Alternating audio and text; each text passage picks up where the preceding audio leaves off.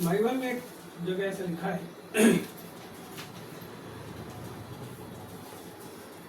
वे ओठों से तो मेरा आदर करते हैं, परंतु उनका मन मुझसे कोसों दूर। कैसे आदर करते हैं? ओठों से। और मन कैसे? कोसों दूर।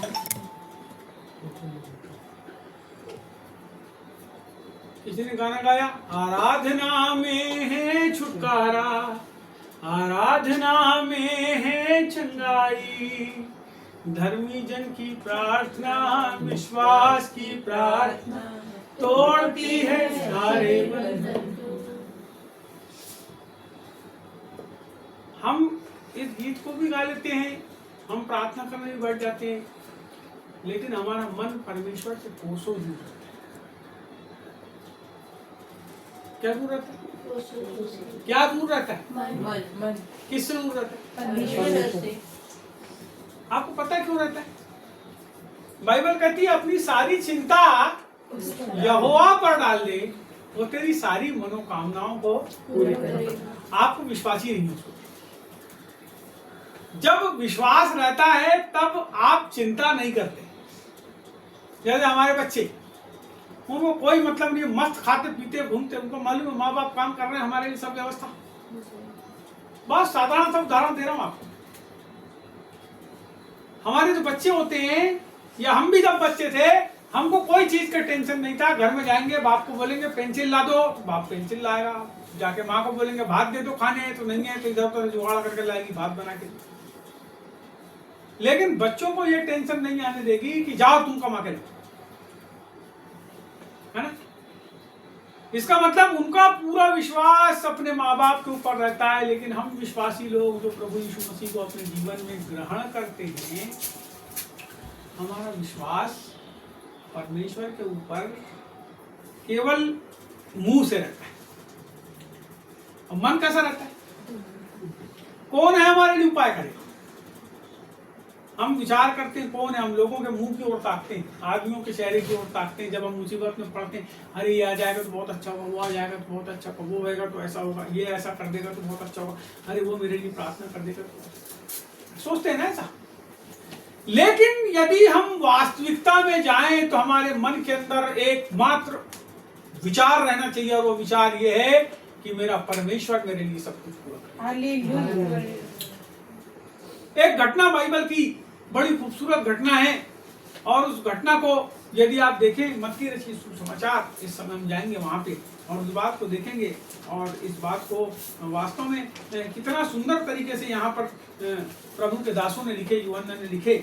और यदि आप देखेंगे यूहन्ना की किताब 4 अध्याय, तो यहाँ पे एक यीशु मसीह के बारे में घटना, एक सामरी स्त्री के बारे में घटना है, जो कुएं के ऊपर में, यीशु मसीह के जो चेले हैं वो बोलते हैं कि भूख लगी, हम खाना लेने के लिए जाते हैं, नगर की ओर चले जाते हैं वो लोग। और जब वो वापिस आते हैं तो क्या देखते हैं कि यीशु मसीह जो है वो बैठे हुए हैं, और एक सामरी स्त्री जो है उनके पास खड़ी हुई है। और ये उनके जाने के बाद से लेके उनके आने तक के बीच की घटना ये होती है कि एक सामरी स्त्री आती है, कुएं में पानी भरती है, और यीशु मसीह उसको बोलते हैं कि मेरे को पानी पिला। आपको पता है उस पूरी घटना को जब आप अपनी बाइबल में पढ़ेंगे 4 अध्याय को, तो जो प्रभु ने उससे पानी मांगे तो उसने केवल बात करी, लेकिन उसने पानी प्रभु को बिल्कुल नहीं पिलाई। पढ़ लो आप, उसने पानी पिलाई नहीं। प्रभु ने उससे शुरुआत करे बात की, प्यास लगी, तेरे पास पानी है क्या? और प्रभु ने बातों के दरमियान उसको बता दिए कि जीवन का जल मैं हूं, यदि कोई मेरे पास आएगा वो प्यासा। यहां प्रभु प्यासा है, यहां प्रभु प्यासा है। अब आपको पता है प्रभु की प्यास। अब आप इसको समझना, इस बात को समझना। उस रात, उस दिन जब प्रभु उस कुएं के पास जाके बैठा होगा ना, तो भोर को उसने प्रभु से, अपने बाप से, यहोवा परमेश्वर से प्रार्थना की। मेरी बात को समझना। उसने इसके पहले कि उस कुएं के पास जाके बैठे और उसके चेले रोटी लेने के लिए जाएं, उसने अपने पिता से बाइबल बताती है, बहुत सुंदर तरीके से बताती है कि वो कहता है मैं अपने पिता को काम करते हुए देखता हूं, और जैसा मेरा पिता काम करता है मैं वैसा ही इस धरती के ऊपर काम यीशु हालेलुया। यीशु अपने पिता को काम करते हुए देखता। कैसे देखता पता है? जब वो प्रार्थना करता है परमेश्वर से, तो परमेश्वर उसको बताता है कि ऐसा मैंने व्यवस्था किया हूं तेरे को ऐसा। जितने आश्चर्य कर्म बाइबल के अंदर हुए सब परमेश्वर की मर्जी से। जब वो प्रार्थना करता होगा अपने पिता के साथ, तो उसका पिता उससे वार्तालाप करता होगा। आज हम प्रार्थना करते हैं परमेश्वर से, हमको कोई घटनाएं क्या घटने वाली है हमको नहीं पता है। हमको कोई घटना आज हमारे साथ क्या हो, हम प्रार्थना करते हैं, हमको ये भी नहीं मालूम रहता कि हमारे साथ क्या चीजें घटेगी। मैं आपको 4 दिन पहले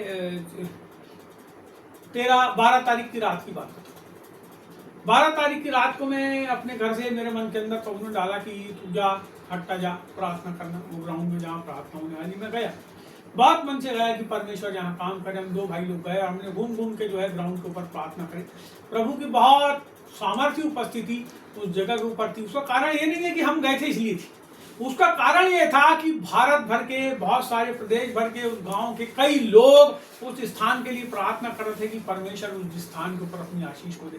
प्रभु ने अपनी उनकी प्रार्थनाओं के अनुसार उस जगह के ऊपर अपनी सामर्थ्य को दिया। लेकिन देखो यहाँ पे एक चीज और हुई। एक चीज ये हुई कि उस मीटिंग में अड़ंगा डाला गया और वो मीटिंग जो है वो कैंसिल हो गई। उस दिन कुछ भैया को पत्र वगैरह प्राप्त हुए पास्टर साहब को।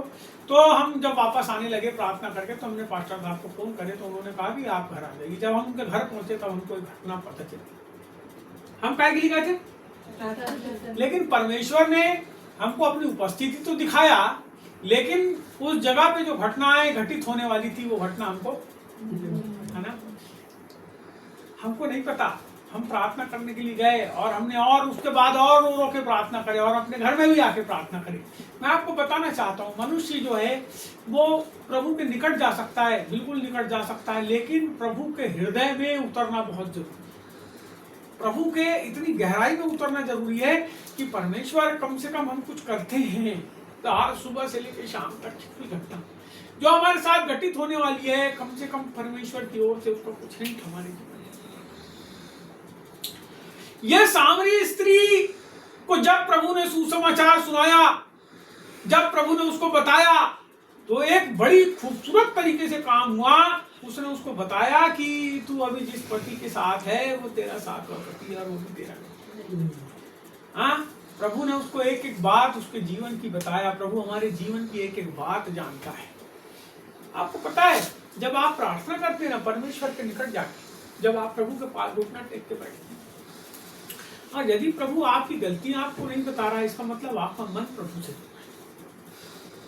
हम रोज गलती करते हैं। हम जो इस धरती के ऊपर है, हम प्रभु को तो मान लिए, अपने हृदय के अंदर स्वीकार तो कर लिए, लेकिन हम पाप की बात नहीं कर रहा हूँ, गलती की बात कर रहा हूँ। कई ऐसी गलतियां हम कर देते हैं जिसको हमको नहीं करना चाहिए, जो उचित नहीं है। कई बार हम ऐसा कर देते हैं, लेकिन चूंकि हम प्रभु के पास जाते हैं, हमारा मन दूर रहता है, तो वो गलतियां हमको प्रकट, बाइबल कहती है एक आत्मिक आदमी जो है उसका मन कोई नहीं जानता। एक आत्मिक आदमी का मन, कुरिन्थियों की किताब में लिखा है, एक आत्मिक व्यक्ति का मन कोई नहीं जानता। आत्मिक व्यक्ति का मन केवल परमेश्वर जानता है और कोई नहीं जानता। मेरे मन को कोई नहीं जानता, लेकिन यदि मैं आत्मिक नहीं हूं और मैं प्रभु के किसी जन के पास जाऊं तो वो मेरे मन को जान सकता है परमेश्वर के द्वारा, परमेश्वर के द्वारा। यहाँ पे जो सामरी स्त्री है वो प्रभु के पास आई, प्रभु ने उसके पूरे जिंदगी का हाल जो है उसको सुना दिया। हमारी जिंदगी में यदि घट रही है तो क्यों घट रही है? यदि हमारी जिंदगी डामाडोल हो रही है तो क्यों हो रही है?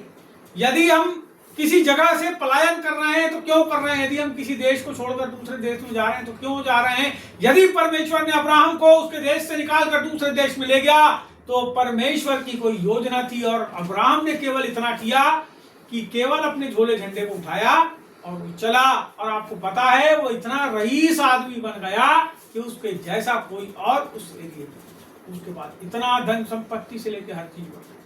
परमेश्वर हमारे मनों को, हमारे जीवन को, हमारे कामों को, हमारे दिनों को जानने वाला परमेश्वर है। यहाँ तक कि जब हम इस संसार में कूच कर जाते हैं तो उस समय को भी परमेश्वर जानने वाला परमेश्वर है।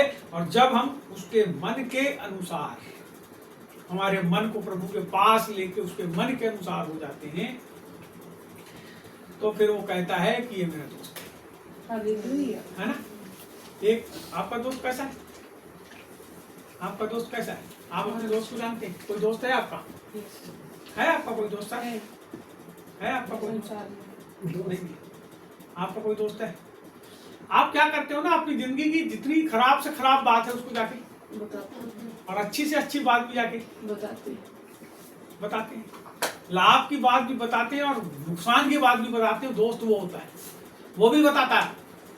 जब आपके फायदे की बात आती है ना तो आपको आके बताते हैं, अरे देख तू ऐसा कर लेगा तो ऐसा हो जाएगा, और आपका फायदा करता है। दोस्त वो होता है जहां मन को खोल दिया जाता है, और जब आप परमेश्वर के पास अपने मन को लेके आते हैं, अपने मन को खोल देते हैं, तो आप मुंह से बोलने वाले भी हो जाते हैं और मन से करने वाले भी हो जाते हैं। तब परमेश्वर आपसे प्रसन्न हो जाता है। अब्राहम इतना ज्यादा प्रभु के साथ घनिष्ठ हुआ कि परमेश्वर ने अब्राहम को अपना मित्र कह दिया। अब ये स्त्री आगे बढ़ेगी। यह स्त्री के बारे में इसने जब जानी तो क्या करी, कुएं के पास से उठ के गांव के अंदर गई। अब आप पढ़ दीजिए 4 अध्याय, उसका 39, 40, 41 और 42। राजा के कर्मचारी ने, हाँ, अरे क्या पढ़ रहा है? योना की किताब, हाँ, 4 अध्याय 39, 40, 41, 42। उस नगर के बहुत से सामरियों ने उस स्त्री के कहने से यीशु पर विश्वास किया जी, क्योंकि उसने यह गवाही दी थी, उसने सब कुछ जो मैंने किया है मुझे बता दिया। इसीलिए जब वे सामरी उसके पास आए तो उससे विनती करने के लगे कि हमारे यहाँ रहे। अतः वह वहाँ 2 दिन तक रहा। उसके वचन के कारण और भी बहुत से लोगों ने विश्वास किया। और उस स्त्री से कहा, अब हम तेरे कहने ही से विश्वास नहीं करते, क्योंकि हमने आप ही सुन लिया और जानते हैं कि यह सचमुच में जगत का उद्धार करता है। बोलो यीशु प्रभु की जय। जय। यहाँ लिखा है, उसी नगर के बहुत से सामरियों ने उस स्त्री के कहने पर यीशु पर विश्वास किया, क्योंकि उसने ये गवाही दी थी कि उसने सब कुछ जो मैंने किया मुझे बता दिया। वहां लिखा है उस नगर के बहुत से सामरियों ने उस स्त्री के कहने से विश्वास किया। कैसे विश्वास किया? उस स्त्री के कहने से विश्वास किया, और उस स्त्री ने यह गवाही दी कि मैंने अपनी जिंदगी में जो जो करी हूं वो सब कुछ को उसने बता दिया। जब आप नए नए प्रभु यीशु मसीह में आते हैं ना, वो नई नई प्रभु के पास आई थी, कुएं के पास। जब आप नए नए प्रभु के पास आते हैं, घुटना टेक के प्रार्थना करते हैं, उसकी संगति करते हैं ना, तो आपके पापों को परमेश्वर खोलता है। यदि नहीं खोला है, इसका मतलब अभी आप पूरे उसके सामने खुले रहिए। सुनिए, मैं आपको बताऊं, इस पिक्चर के समान हमारे पाप दिखते हैं। बचपन से लेकर के उस जवानी तक, जब तक आप प्रभु के पास आए, सारे पाप आपकी जिंदगी के अंदर परमेश्वर खोल देता है आपके। और जैसे जैसे आप प्रार्थना करते हैं, जैसे जैसे माफी मांगते हैं, जैसे जैसे पश्चाताप करते हैं, जैसे जैसे उनको छोड़ते हैं, परमेश्वर अपनी सामर्थ में, अपने प्रेम में, अपनी दया में, अपने तरस में, अपने ढाढ़स में और पवित्र आत्मा की सामर्थ में आपको आगे बढ़ाकर इस संसार के अंदर गवाह बनाता है। मैं आपको बताना चाहता हूं, जितने लोग प्रभु के पास आते हैं, उनको अपने पापों को मानना है और उसको छोड़ देना है। पापों को मानना है और उसको छोड़ देना है। उसको मानना है और छोड़ देना है, उसको थाम के नहीं रखना है। यदि आपने मान लिया कि मैंने फलाना पाप किया, तो उसको आप छोड़ दीजिए। यहाँ पे जो सामरी स्त्री है, वो गई और उसने बताई कि मैंने जो कुछ किया, परमेश्वर ने, उसने मुझे सब कुछ, यीशु ने सब कुछ। आप अपनी गलतियों को, अपने पापों को, अपनी गड़बड़ियों को प्रभु आपको बताता है, और जब बताता है ना, जब बताता है तो आप पश्चाताप करते। सुनिए, ये प्रभु साफ करने वाला है। प्रभु कैसा करने वाला है? साफ करने वाला है। सुनिए, मंदिर के अंदर बहुत से लोगों ने दुकान लगाई थी, कोई फालतू चीजें नहीं बेच रहे थे जी, कोई फालतू चीजें नहीं बेच रहे थे।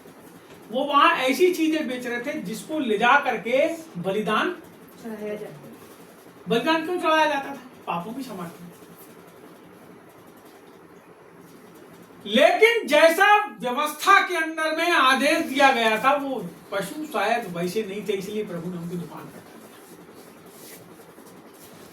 अब पता है है बाइबल के अंदर उस जमाने के बारे में यूसेफस ने लिखा है, एक इतिहासकार ने लिखा है, और उसने बताया कि वो जो पशु थे जो वहां बेचे जा रहे थे वो लंगड़े लूले और खराब पशु थे जो परमेश्वर को नहीं चाहना चाहिए था, और वो लोग उसका धंधा कर रहे थे, उसको बेच रहे थे। इसीलिए यीशु मसीह ने उनके सारे के सारे पीढ़ों को पलटा दिया, पूरे पीढ़ों को पलटा दिया, पूरे पीढ़ों को।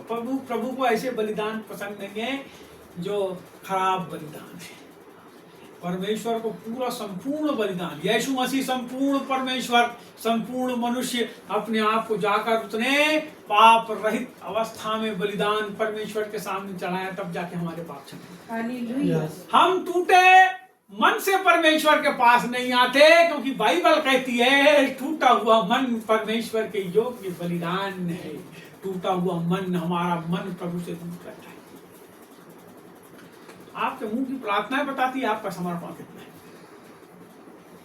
आपके शब्द बताते हैं कि आपका समर्पण कितना है। आप प्रार्थना में जब बैठते हैं तो आपकी आंखें बताती है आप कितना प्रभु को समर्पित है। आप जब संसार के अंदर निकलते हैं तो आपके काम बताते हैं आप प्रभु के लिए कितने समर्पित। कोई आदमी को बताने की जरूरत नहीं है कि आप विश्वासी हो कि नहीं हो, आपके काम बता देते हैं आप विश्वासी हो कि नहीं। आपके काम बताते हैं कि आप विश्वासी हो कि नहीं। हमारे जीवन के अंदर, हमारे जीवन में यदि समर्पण नहीं है, हमारे जीवन में, हमारे कामों में यदि प्रभु की महिमा नहीं है, मैं आपको बताना चाहता हूं कहीं ना कहीं अभी हम उससे दूर हैं, कोसों दूर हैं हमको उसके पास आने की। वापस बाइबल कहती है पश्चाताप करो और वापस मन फिराओ और प्रभु के पास लौटो। तो क्या करेगा वो? मन फिराओ लौटाओ ताकि पाप मिटाए जाए। और पाप मिटाने के बाद सुख के दिन आते, आनंद के दिन आते, क्योंकि हमारे पाप क्षमा हुआ है। क्या कोई आदमी को जेल हो गई, उसको फांसी पे लटकाने वाले और अचानक से एक फैसला आ जाए कि राष्ट्रपति ने तेरी जो फांसी है उसको रद्द कर दिया, उसके जीवन के अंदर खुशी आएगी, जो आनंद आएगा वही आनंद हमारे पाप क्षमा होने के बाद हमारे जीवन के अंदर परमेश्वर की ओर से। और जब हम आनंद से भर जाते हैं तो प्रभु का वचन पूरा होता है, तुम्हारा शोक आनंद में बदल जाता है। क्यों बदल गया? शोक अभी रो रहा है एक आदमी, अचानक हंसने लगे, इसका मतलब उसके जीवन के अंदर कोई बात, ये हंसना आनंद नहीं है। कई लोग सोचते हैं हंस रहा है बहुत आनंद में, नहीं, आनंद अंदर से आता है, अंदर से, इधर से आता है। ऐसी लहरें निकलती है, तरंगे निकलती है आनंद की। तो आपको कोई दुख भी होगा, कोई मुसीबत भी होगी, कोई आपके ऊपर फर्जी झूठी रिपोर्ट करेगा, कोई आपको घर से निकाल देगा, आपके पास पैसा नहीं आएगा, तो भी वो आनंद आपके अंदर रहेगा। हमारे पास पूरी चीजों का अभाव रहेगा, फिर भी वो आनंद हमारे अंदर। वो आनंद से जब वो भर गई, वो औरत जब वो औरत भर गई तो क्या करी उसने? जाके वो गाँव के अंदर प्रभु के संदेश को अरे बताई, उसने सुनाई।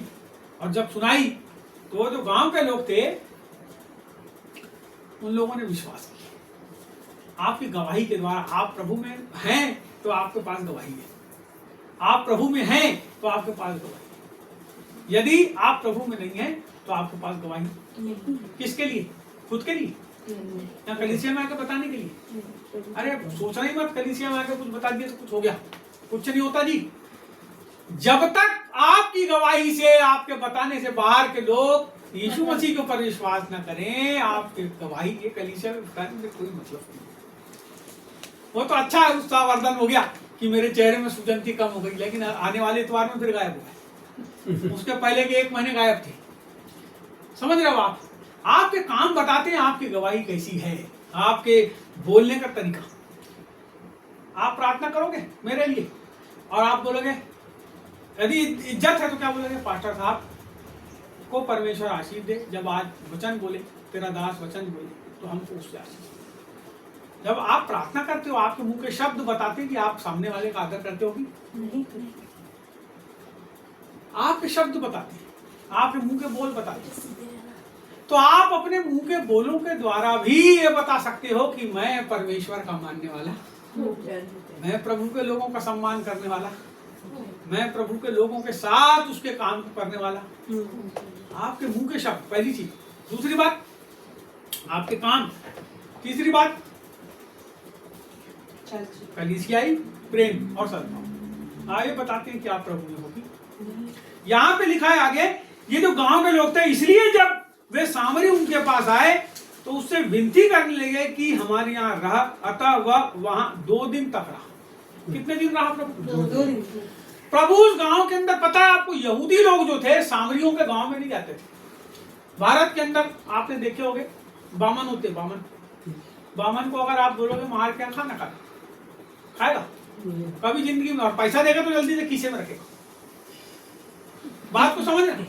यदि आप कोई चमार समाज के व्यक्ति के यहाँ कोई बामन को बोलोगे वहां चले जा, तो वो बहुत मुश्किल है, खाना खा ले बहुत मुश्किल है। यदि आप किसी हरिजन के घर बोलोगे बामन को जा, बहुत मुश्किल है। उसी प्रकार से ये यहूदी लोग किसके पास? वो गांव के बाहर था जी, सामरिया जो था ना, कहां था? पहले यरूशलेम जब गवाह बनाया परमेश्वर ने तो क्या बोला? पहले तुम जब आओगे, पवित्र आत्मा तुम पर आओगे तो तुम पहले क्या करोगे? यरूशलेम, फिर यहूदिया, सेकंड यहूदिया, तीसरा सामरिया, और फिर चौथा बोला पृथ्वी के छोर तक मेरे गवाह। अरे यहाँ भी तीसरे पोजीशन पे लाए। आपको पता है आप जिस जगह पे पैदा हुए हो, यदि आप सामरिया में पैदा हुए हो तो आप सामरिया से प्रचार करोगे और धरती के छोर तक पहुंचोगे। यदि आप यरूशलेम में पैदा हुए तो यरूशलेम से चालू। यदि मैं बालाघाट के अंदर पैदा हुआ हूं तो मैं बालाघाट से प्रचार करना चालू करूंगा, संदेश देना चालू करूंगा, गवाही देना चालू करूंगा, और पृथ्वी के छोर तक मैं जाऊंगा। जब मैं प्रभु में आया तो मैंने बालाघाट के लोगों को सबसे पहले संदेश सुनाने की कोशिश करा, मैं सुनाते ही था। बहुत सारे लोग जो हैं वो, हम जिस चर्च में जाते थे, जीवन ज्योति आश्रम में जाते थे, हमारे अंकल के पास जाते थे, हमने बहुत लोगों को वहां पर लिखा, बहुत से डॉक्टरों को लेकर, बहुत से वकीलों को लेकर, बहुत से जजों को हमने लिखा, लेकिन सिक्का हमारा था, हमने ले गए, सामने वाले ने संभाला नहीं संभाला दूसरी बात। लेकिन क्या हुआ? गए लोग, हम गवाही को सुन करके गए, बातों को सुन करके गए। अब जब लोग जाते हैं तो यहाँ एक तीसरी स्थिति होती है। जब आप प्रभु में आ गए तो अब एक तीसरी स्थिति आपके जीवन के अंदर, उस स्थिति को यहाँ पर प्रभु क्लियर करता है। उस बात को आपको समझना पड़ेगा कि आज आपकी और मेरी स्थिति क्या है। मैं ये नहीं बोलता मेरी स्थिति नहीं, मैं वैसा नहीं, मैं बता रहा हूं कि हमारी, आपकी, मेरी, हम सब की जो यहाँ बैठे हैं, हमारी स्थिति क्या होनी चाहिए। यहाँ पे आगे लिखा है, यदि आप देखेंगे, उसके वचन के कारण और भी बहुत से लोगों ने विश्वास किया। वचन के कारण और भी बहुत से लोगों ने विश्वास, और लिखा है, और उस स्त्री से कहा। जब उन लोगों ने विश्वास कर लिए, गांव भर के लोगों ने विश्वास कर लिए, तो एक बात को बोले, उस बात को समझ लो।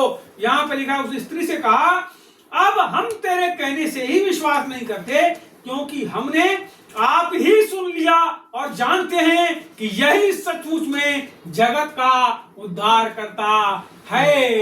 यदि आप प्रभु में आ गए हैं, सुन लिए हैं, आ गए हैं, और आप ये नहीं जानते कि यीशु ही उद्धार करता है, आपका विश्वास करना। ये लोग कह रहे हैं कि अब हमने जान लिया। प्रभु को जानना हमारी जिंदगी का सबसे बड़ा जो लक्ष्य है, वो है आज की तारीख में परमेश्वर को जानना। ये तो होठों से व्यर्थ ही मेरी उपासना, परंतु इनका मन मुझसे कोसों दूर है। पता है, जो जानने वाला रहता है ना, सर आप नरेंद्र मोदी को जानते हैं?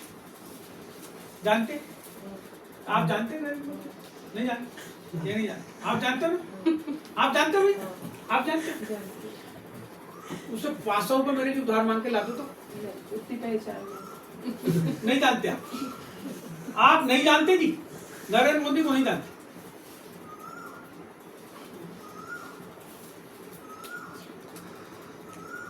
₹10 के दिन दो, तुम्हें है आपके पास 10 रुपए? है। दो। सर आप भी 10, आप 10, सैमसंग 10 रुपए नहीं है पैसे, पैसे नहीं लाया आज। हाँ नहीं लाए पैसे, नहीं है, उनने बोल दिए ना। ये देखो, ये 10 रुपए नहीं, मैं भेंट नहीं मांग रहा हूँ, मांग रहा हूँ। क्यों क्यों आपने मेरे को 10 रुपए दिए? पता है क्योंकि आप तो जानते हैं। क्यों दिए? जानते हैं। पता है आपने क्यों 10 रुपए दिए? क्योंकि आप मेरे को जानते हैं। प्रभु को जो जानता है ना, उसको सब मिलता है। हालेलुया। जो प्रभु को नहीं जानता उसको कुछ नहीं मिलता। जब आप प्रभु को जानने लगेंगे, आपकी जो आप उससे मांगेंगे वो आपको देगा। क्यों लोगों की प्रार्थनाओं को परमेश्वर नहीं सुनता? उसका कारण यह है कि वो उसको जानना ही नहीं चाहते। ऊपर वाणी उसके पास आते हैं, मुंह से बोलते हैं, लेकिन उनका मन उसकी ओर नहीं है।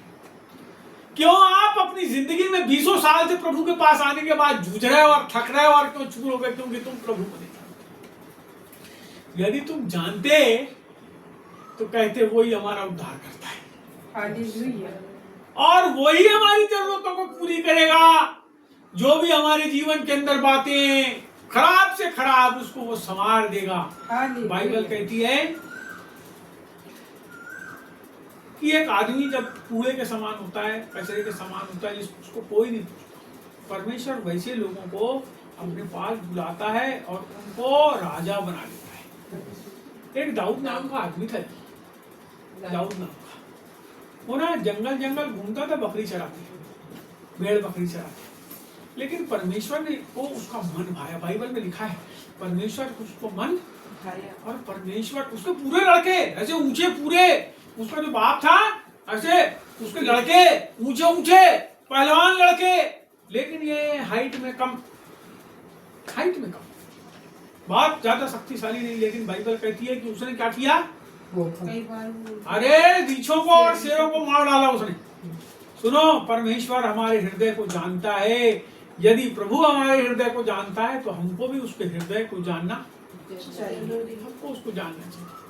कई बार हम ऊपरवाणी ज्ञान में, कई बार हम अपनी भावनाओं में बहकर कुछ का कुछ कर लेते हैं, लेकिन बाइबल कहती है कि उन लोगों ने उसको जाने।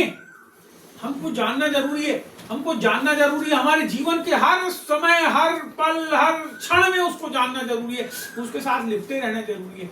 जब हम उससे लिपटे रहते हैं तो हम कहते हैं यीशु ही मेरा, हालेलुया। उसके सिवा कोई नहीं है जो मेरा उपाय करने वाला है। उसका नाम यहोवा यीरे। आपको पता है यहोवा यीरे उसका नाम है, उपाय करने वाला। आपके जीवन के अंदर नहीं पता क्या चल रहा है, लेकिन जब वो आपका यहोवा यीरे बन जाता है, जब वो इम्मानुएल बन जाता है। इम्मानुएल का मतलब परमेश्वर हमारे साथ। आपको पता है यीशु ने कहा मत्ती रचित सुसमाचार 28 अध्याय सबसे आखिरी में, और देखो मैं जगत के अंत तक तुम्हारे साथ। कौन रहेगा? इम्मानुएल, उसका नाम है इम्मानुएल, यानी परमेश्वर हमारे साथ है। वो हमारे साथ है, लेकिन हमारा विश्वास नहीं है कि वो हमारे साथ है। आपको पता है जब हम गड़बड़ करते हैं ना, तब हमको लगता है प्रभु हमको नहीं देख रहा है, हमारे तरफ ध्यान भी नहीं रहता गड़बड़ी करते हैं। लेकिन जब हम अच्छा काम करते हैं तो हम अपने मन में बड़े प्रसन्न होते हैं, अरे प्रभु देख रहा है, हमको प्रतिफल देगा, प्रतिफल। जब गड़बड़ करते हो तब तुमको ध्यान नहीं रहता कि हम गड़बड़ कर रहे हैं, परमेश्वर की आज्ञा का हम निरादर कर रहे हैं, उसको तोड़ रहे हैं, तब ध्यान नहीं रहता। लेकिन जब अच्छा काम करते हैं तब क्या करते हैं? तूरी बजाते हैं। चर्च में कुछ करेंगे प्रोग्राम तो क्या करेंगे? है हमारी तरफ से ये वाला व्यवस्था। क्यों आपने तुरी फूके? बाइबल कहती जैसी तुरी फूके तुमने अपना प्रतिफल खो दिया। कुछ भी करो ना जी, करो कुछ भी करो और बताते जाओ सब क्या हुआ। 0 बटे। बाइबल में लिखा है तुम पैसा है तुम्हारे पास, लेकिन जिस थैली में तुम पैसा रखते हो छेद वाली है। बोलो छेद वाली। डाले पैसा छेद। कहाँ लिखा पता? कहाँ मैंने बताया था, प्रचार किया था, याद है? याद है कि नहीं? कहाँ है वो? कहाँ लिखा है? बाइबल में कौन सी किताब में लिखा है? होशे की किताब में लिखा है। क्या करते हो तुम? छेद वाली थैली। छेद वाली थैली। इसलिए प्रभु जो बोले करने के लिए उसको चुपचाप कर दो, और नहीं बोले प्रभु ना तो पादरी कितना भी बोले तू ऐसा कर, तो बोलना मैं नहीं करता, मेरे को प्रभु। आप सुनिए, प्रार्थना करो कोई चीज के लिए, निर्णय लेने के पहले बैठ जाओ घर में बैठो, घुटना टेक के। आप नहीं बैठते कोई बात नहीं, अपने घर वालों को बताओ प्रार्थना करो बोलो। आप काम करने जाते हो कोई बात नहीं, लेकिन घर वालों को बोलो प्रार्थना करो फलाने विषय के ऊपर। जब घर में प्रार्थना करेंगे तो आपको पता प्रार्थना करना क्या है? जिसको जानते हैं उससे मांगना। हालेलुया। प्रार्थना करना क्या है? जिससे जानते हैं उससे मांगना, और जिससे जानते हैं उससे मुलाकात करना। तो जब आप उसको जानोगे तो उससे मुलाकात करोगे। ये लोग ने 2 दिन तक के प्रभु के साथ रहे, 2 दिन तक प्रभु से मुलाकात की, 2 दिन तक उसकी बात को सुने, और जब सुन लिया उनने तो बोले कि अब हम तेरे बोलने से नहीं, लेकिन अब आप खुद जानते हो दूसरे के अनुभव से कब तक जिंदगी जियोगे? अपने जीवन को प्रभु के इतने निकट ले आओ कि तुम्हारे अंदर अनुभव आना चालू हो जाए, और वो अनुभव फिर दूसरे लोगों को रास्ता दिखाएंगे। जब वो रास्ता दिखाएंगे तो वो भी बोलेंगे अब हम भी प्रभु को जानते हैं। यस, ये हमारे जीवन के अंदर होना चाहिए। यही हमारे जीवन का उद्देश्य है। जैसे हमने प्रभु को जाने वैसे ही लोग जानने होना। हमारा मन कैसा होना? अंतिम बात, अंतिम प्रश्न, हमारा मन कैसा होना? प्रभु के पास होना कि दूर? प्रभु के पास, प्रभु के पास होना कि दूर? प्रभु के पास। मन कैसे प्रभु के पास आएगा? मन कैसे प्रभु के पास आएगा? ये अंतिम बात बताए और समाप्त। मन कैसे प्रभु के पास आएगा? उसको जानने के बाद। ये बाइबल है आपके पास, यस, इसको पढ़ते हैं आप। यस, यदि आप इसके वचनों को पढ़ेंगे और उस पर मनन करेंगे तो आपका मन प्रभु के पास आएगा। केवल पढ़ने नहीं बोल रहा हूं, क्या करना पड़ेगा? मनन करने का मतलब देखो, एक वचन में बोलता हूं, एक वचन में पढ़ता हूं। अय्यूब की किताब 11 अध्याय 13। यदि तू अपना मन शुद्ध करे और ईश्वर की ओर अपना हाथ फैलाए, क्या लिखा है? यदि तू अपना और ईश्वर की ओर अपना हाथ फैलाए और जो कोई अनर्थ काम तुझसे होता हो उसे दूर करे और अपने डेरों में कोई कुटिलता ना रहने दे, तब तो तू निश्चय अपना मुंह निष्कलंक दिखा सकेगा अपना। अब इसको आप मनन करो, इसमें पूरा भेद है, इसके अंदर पूरा संदेश है। आप इसको मनन करो कि मेरे को करना क्या है, कैसे कैसे कैसे कैसे। जब आप करोगे ना तो इसको जब मनन करते जाओगे, देखो वचन जो है वो स्वयं परमेश्वर है। वचन क्या है? स्वयं परमेश्वर। ये जो वचन आपने पढ़े और जब इसको मनन करने लगे तो परमेश्वर आपके हृदय के अंदर उतरने लगा। उसको जानना, परमेश्वर को जानना, जितना आपको जानना है परमेश्वर को वचन के द्वारा, जब उसको जानते जाओगे, उस विश्वास में दृढ़ और अटल होते जाओगे, और अटल जब होते जाओगे तो आप उससे बोलोगे प्रभु ऐसा कर दे, तो प्रभु है ना। फिर कई बार ऐसा भी होगा कि आप मन में सोचोगे कि मेरे को ऐसा करना है और वैसा काम। बाइबल कहती है तेरे मांगने के पहले ही तेरा पिता जानता है कि तुझे किस चीज की आवश्यकता है, वो दे देगा। कब? जब तुम्हारा मन उसमें लगा रहेगा, क्योंकि वो तुम्हारे मन को जांचेगा, और जब तुम उसमें जुड़े रहोगे तो तुम्हारे लिए सब कुछ को पूरा करेगा। तो हमको इतना गहराई से उसके पास जाना है, उसके वचन का मनन करना, उसको हृदय के अंदर रख छोड़ना। जब आप ऐसा करेंगे आपका मन उसके पास हो जाएगा। जब उसके पास हो जाएगा तो आपकी, तो होंठ से जो भी हम बोले उसको मन से बोले। जब प्रार्थना करने आए पूरे दिल के साथ, जब आराधना स्तुति करें पूरे दिल के साथ करें, जब वचन सुने तो पूरे दिल के साथ सुने, और जब फॉलो करें तो पूरे दिल के साथ। फिर पूरा संसार एक तरफ और प्रभु का वचन एक तरफ। बोलो यीशु प्रभु की जय। आइए प्रार्थना।